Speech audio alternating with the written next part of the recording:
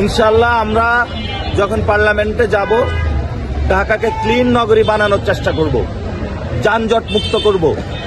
আমাদের যারা যুবকরা চাকরি পাচ্ছে না তাদের চাকরির ব্যবস্থা করবো ইনশাআল্লাহ। আমরা যে প্রতিশ্রুতি নিয়ে উপদেষ্টাদেরকে বসিয়েছিলাম আমরা সেই প্রতিশ্রুতি বুঝে পাইনি।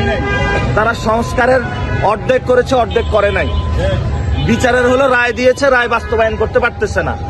এখন ইলেকশন ঘোষণা করেছে, আবার দেখা গেছে কে ইঞ্জিনিয়ারিং করে বা ব্যালট বাক্স যদি চিন্তায় করে নিয়ে যায়, এটা কোনো যেন তেন যাতে ইলেকশন না হয়, এই জন্য তাদেরকে আমরা আহ্বান করব। দুইটা কাজ হাফ করেছেন, ফুল করতে পারেন নাই।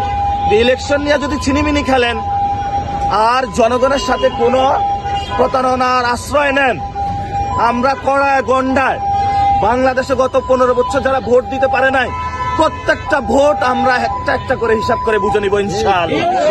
পার্লামেন্ট গঠন করব, কখন এটা করব বড় করে। এর মধ্যে আমার সাথে অনেক যারা স্কুলের স্টুডেন্ট, কলেজের স্টুডেন্ট তারা যোগাযোগ করেছে যে আমরা এটা ওপেন করে দিতে চাই।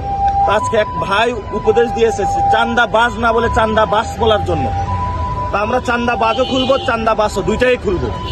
একটাতে পরিবহনে যে ধরনের চাঁদাবাজি হয় সেটার জন্য চান্দা বাস, আর অন্যান্য যে চাঁদাবাজি হয় সেগুলোর জন্য চান্দাবাজ।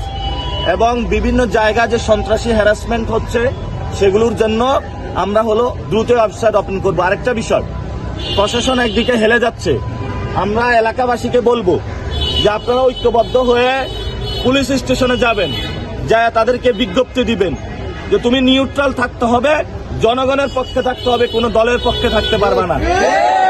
বিভাগীয় কমিশনার ওলার অফিসের সামনে যাবেন, এলাকাবাসীর পক্ষ থেকে স্মারকলিপি দিবেন।